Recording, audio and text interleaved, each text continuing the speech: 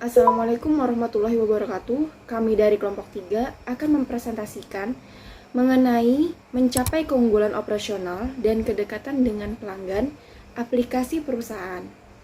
Selamat menyaksikan.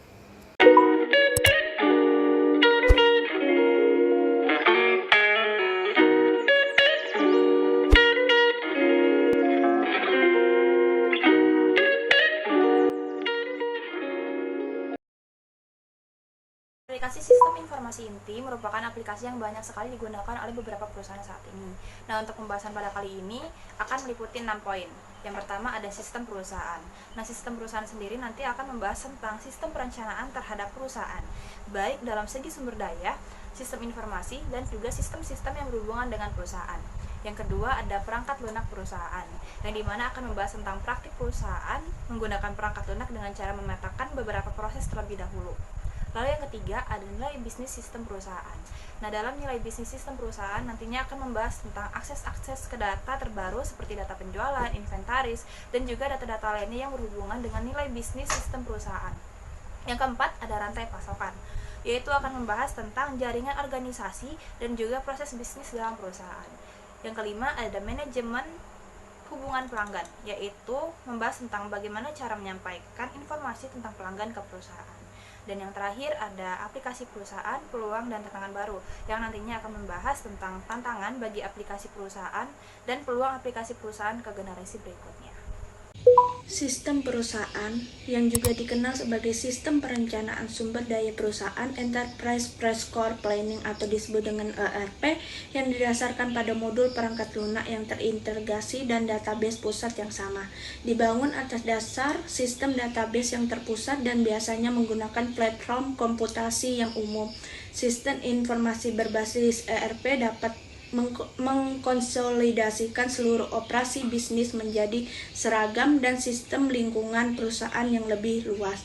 Sistem perusahaan memiliki serangkaian modul perangkat lunak terintegrasi dan database pusat di mana bisnis proses dan area fungsional di seluruh perusahaan dapat berbagi data.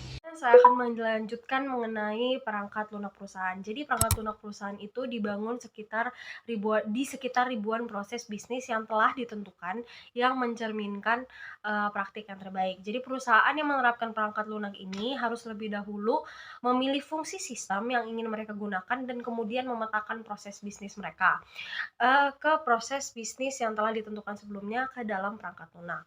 Nah, perangkat lunak itu sendiri terbagi menjadi 4 proses. Yang pertama ada proses keuangan dan akuntansi, kemudian proses sumber daya manusia, kemudian proses manufaktur dan produksi, dan yang terakhir ada proses penjualan dan pemasaran. Di proses keuangan dan akuntansi itu sendiri, ya seperti biasa termasuk di dalamnya ada buku besar, kemudian ada akun utang, piutang, aset tetap, manajemen dan perkiraan kas, kemudian ada akuntansi biaya produk, akuntansi pusat biaya, akuntansi aset, akuntansi pajak, manajemen kredit, dan pelaporan keuangan.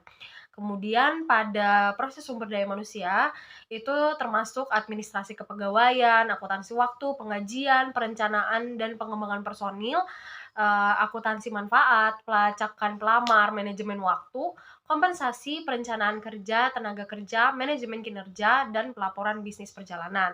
Kemudian pada proses manufaktur dan produksi itu termasuk pada pengadaan, manajemen persediaan, pembelian, kemudian ada pengiriman, perencanaan produksi, penjadwalan produksi, perencanaan persyaratan material, kontrol kualitas, distribusi, eksekusi transportasi, dan pemeliharaan pabrik dan juga peralatan. Dan yang terakhir pada proses penjualan dan pemasaran, termasuknya di dalam itu ada pemrosesan pesanan, kutipan, kontrak, konfigurasi produk, harga, penagihan, pengecekan kredit, manajemen insentif dan komisi, dan kemudian ada perencanaan penjualan.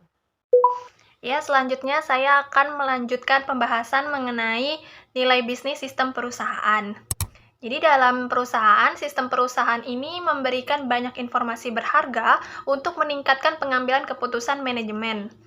Kantor pusat perusahaan memiliki akses ke data terbaru tentang penjualan, inventaris, dan produksi, dan menggunakan informasi ini untuk menciptakan perkiraan penjualan dan produksi yang lebih akurat.